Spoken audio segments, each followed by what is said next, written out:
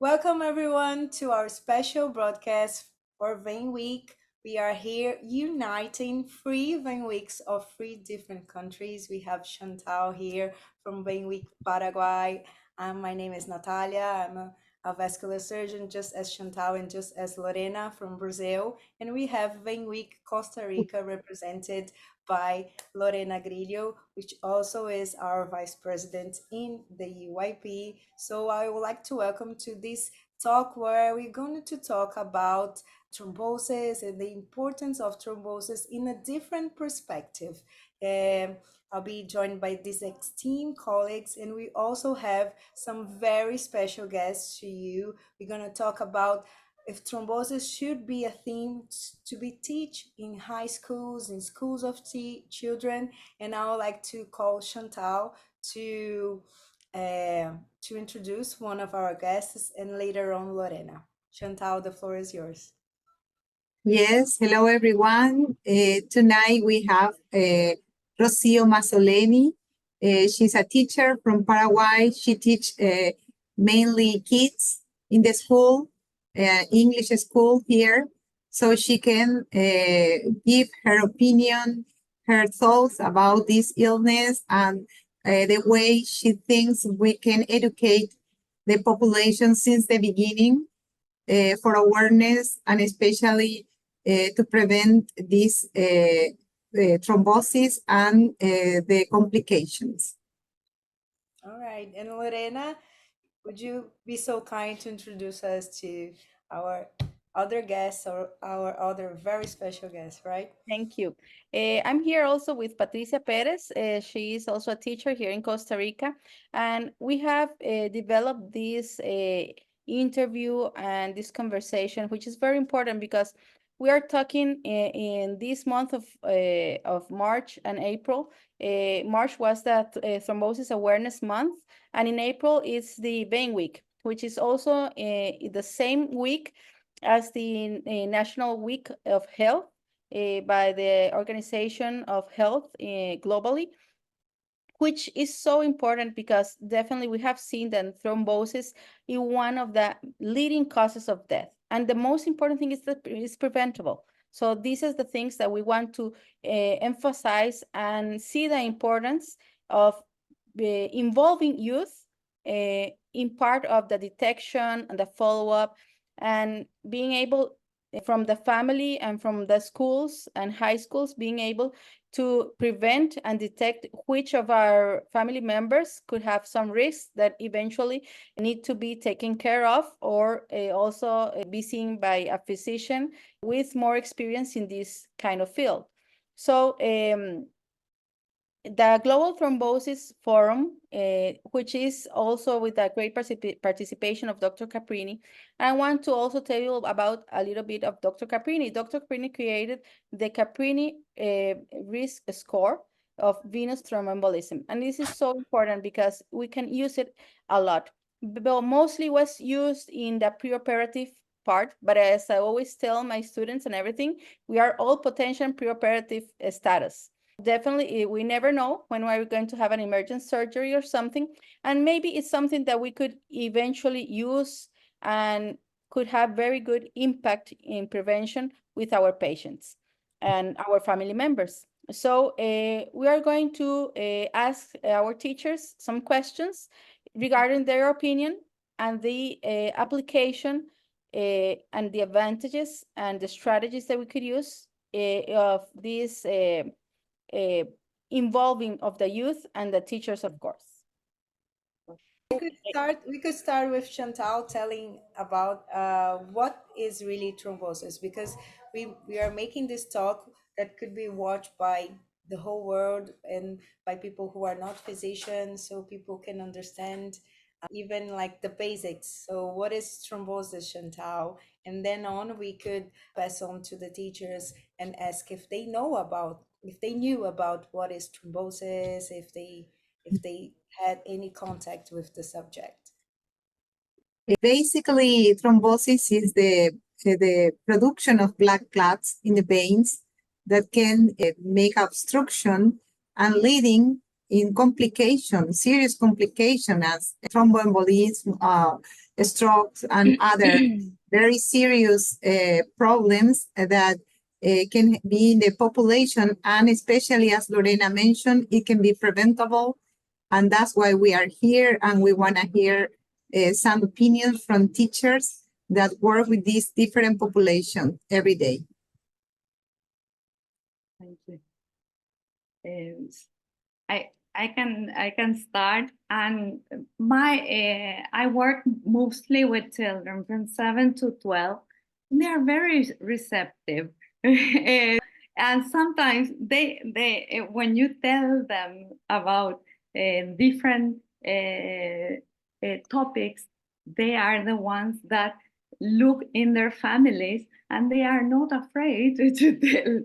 So I would say that if the material is appropriate, it's very important. And now we're working in the school mostly with project-based learning. That is a good way, I think, because you go from storybooks, because they are little. So we tell them a story, then we connect that with the health class, with the different classes, and we talked about different diseases. It's part of the curricula, of the health curricula. I think it's very applicable. Actually, children will benefit, and their families will benefit through them, because they are the ones that are always curious and are always telling to their mothers or their fathers or some family member, I have learned this. Have you seen this? Do you have this? And they start going through if you give them a list of symptoms, they will go through and they will try to implement, to apply that. At least that is my experience, because every time we try things with children, they go home and they investigate more. But it has to be materials that are suitable for them. So I think it's great that you say that, because the age that you teach is the same age range of my eldest child, and he although I never explained to him about thrombosis, when asked what I do, he says that I'm a surgeon, and then I take care of the circulation, that I take clots of the circulation. Somehow, of listening to our talks about cases with me and my husband, they absorb things. Kids are like sponges, so they absorb and they get curious, and just like you said, they can look for these risk factors and also bring this knowledge. There are a lot of things that he comes home and say, "Mom, I learned this," and I was like, "Wow!" So some things that they learn and they can share with us. And what do you think, Patricia? I totally agree with both of you, especially with my colleague, the other teacher, because the schools and the methodology that we are using right now is completely different since we were little, right? Schools have changed so much. The way of doing things, the way of implementing things, the way that students are learning is totally different. More, like she said, project-based learning, more hands-on, topics that are on the spot nowadays. Like you're talking about things about medicine, you hear students talking about cancer. They have people in their families with cancer.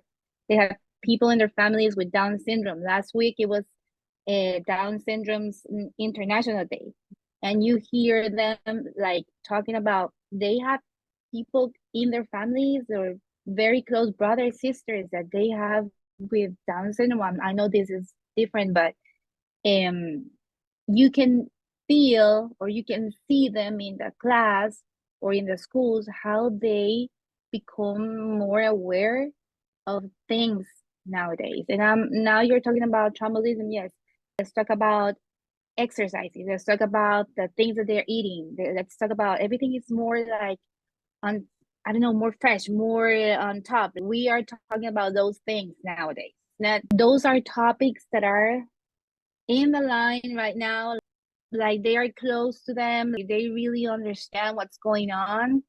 There's a lot of things in their families about health issues. You can see the girls worrying about exercising and the things that they're eating. We are talking a lot about junk food, the things that they should not eat. And well, I work in private schools, and this is something like very important. You know, we try to focus on the food.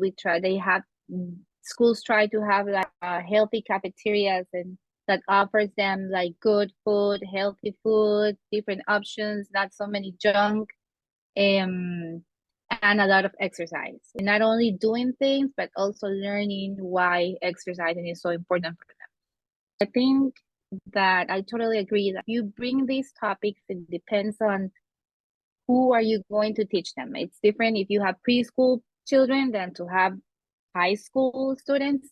It's a different approach, right? And if the material is appropriate for them, I think it's a good start. You can do projects with them more hands-on, that those are the things that they are really learning, things that are hands-on, or the things that they are more interested on.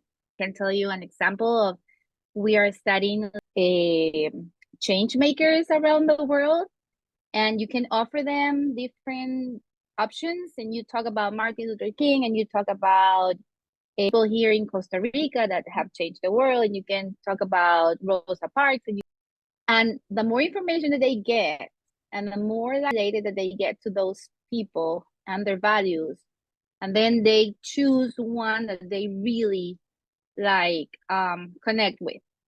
These topics of health or medicine, or we can do the same thing. We can do the same thing, and we can change. We can start doing that little difference with health issues since they are little. I think it's there are many approaches here. Last year on Vain Week, because it was Easter, I decided to do an activity with the kids. We have a little community here, so we helped with Easter eggs, but I wanted to be something more educational. So we made like a comic book where they could color and also they could read. And in the reading, they would learn about the story of Vein Week. What is Vein Week, and what do they do? Why do people want to study veins and stuff? And it comes to my mind that it could be teach not only like you said with inspirational, but also in science. Oh, let's see how the cloth is made, and with cello, and they could feel the texture, and they could get interested in many ways about the topic, so they could be like really excited. And I think when they feel like they are participating, and this on the risk factors, if we feel like they are participating, they are actively looking for the risk factors, I think they will be much more interested in learning more about the projects. I think this comic books and science could be approaches, but what I want to learn from the experts here, what do you think should be some approaches that we could use with our students? With I know it depends on the age, but what do you think it should be a more right approach for us to not to be such a dense topic, because thrombosis is dense, it's heavy, it's one of the main causes of death, but we don't want to have this approach on them. What do you feel like we can make a lighter subject, but they also see the importance and also can relate and look for this? Say that as Tricia was mentioning, linking to, for example, nutrition, preparing something, like connecting ideas. In the art class, maybe they prepare what a clock looks like or something like that. I think that, as Patricia was saying, a lot of hands-on activities that they actually do it, they see it, they experiment. things. I can talk more about the primary students because I see them more. So and they do learn by connecting things, by doing things, by looking at in different subjects the same topic and make I will I do it, or this is the way. If I eat this, I will prevent this. Or what about if someone has it in my family or I have it? What can I do to prevent the different things? And stories is very powerful. Children love stories. I also wanna mention what Patricia said. It's important that we can share our hero too here. Caprini is our hero in the robotic world. So probably A change maker. the one that started all this score and all these fantastic ideas. We can also teach the kids in that way, so they can also learn who started, who is our robotic hero here, and probably it also helps to connect for them. And also Nadi said that Chantal is so good because he has always been so cooperative. And actually we had a video that he will share with you at the end of this. And I think it's great that eventually we got a message from actual Dr. Caprini that we can share worldwide to the youth. And also the teachers involved with teaching them. And also I think it's very important the vocational guidance or exposure that this gives the children, because for example, I was prone to science since I was a kid. There are also others that are prone to teaching or to math or maybe law or other kind of areas of knowledge, and eventually they could eventually be the one that their careers. Also, this is, I think, very interesting because then we can see which ones relate more to the science part, more to the teaching part, more to the media exposure we can give the topic. There's a lot of perspectives that are interesting also. They are never too young to learn. It's only the material has to be appropriate, but they can process the information and actually is better for them. They will grow healthier, knowing and practicing things that will prevent diseases, I would say. I always tell Natalia and Chantal that you're never too young to inspire and never too old to be mentored. And I think this is absolutely, these kids, can be also an inspiration because of how they will handle everything, and that eventually everything could end up in a publication, in a journal, and a scientific journal. And I think definitely it could be something that it could be in a journal of education also. To have more aware generations, like if we begin young, and then later on in a few years we have generations who are even more aware about venous and lymphatic diseases and all subjects. I don't know if you girls as school teachers feel like this new generation, it's more aware of everything, maybe because of the time that we are living, that they have internet and they have this access to so much information. You as teachers, you are the I don't know, the source of good, reliable and information. For you to be the base of giving this information, it's good because we know that they are exposed to so many information, but many of them out there are not good, are not reliable. It's some of the good and also the bad of the technology, right? I was thinking that maybe, well, students, they learn contents and gradually they start learning an addition or subtraction since they are in preschool and different ways, and then it goes up, up, up, right? So it will be the same depending on your target.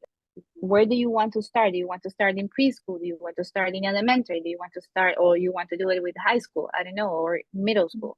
Which is your target? Where do you want to start? Is it maybe preschool is too, I don't know, too young, or maybe you can start in elementary and you can like integrate that with physical education, and because nowadays they have like a little bit of health content They talk about food, they talk about nutrition, it's not only soccer and basketball. No, they integrate many other things, right, to their PE classes. Or we can do it in science. Now that we have all these things about STEM, right? Science, technology, math, engineering. So we can integrate that also in STEM labs. It depends. First, we have to decide like where do you want to start, and then from there we can go and do it in different ways. Like the other teacher was saying, they love stories, they love videos. We are always looking in videos in YouTube for any topic, right? And then more hands-on activities. I don't know, building things they love. Right now we have a lot of students thinking about small businesses, right? How we can get there. I don't know, with this issue about health that is so important. I would say that you can start just by deciding where is the perfect age so that we can start and then go from there. Such great ideas that we have discussed, and definitely this campaign is called the Clot Aware Initiative at Vein Week 2024. I think it's like a great launch in order to start the hands-on with the kids and with the teachers. And also, I think that like I think always having two ways, two groups, maybe the elementary school and maybe some kids from high school before they end or have to decide upon their careers. It will be an interesting process for them to develop and see a result before they graduate. Maybe just like before graduating elementary and before graduating from high school. It will be something good so that they can actually finish a bit of the process. And you always see when the kids in school see something that is interesting, then they want to be a part of it. I think it's something that eventually drive the others to want to be a part of this, and so I think it's so important, and also the impact that would eventually represent on the families, on the health, and also in trying to diminish the prevalence of complications of venous thromboembolism. I will then, after this, share with everyone watching the video from Dr. Caprini inviting us and telling us all about this Global Thrombosis Forum initiative. Bye-bye. Bye. Bye. Thank you.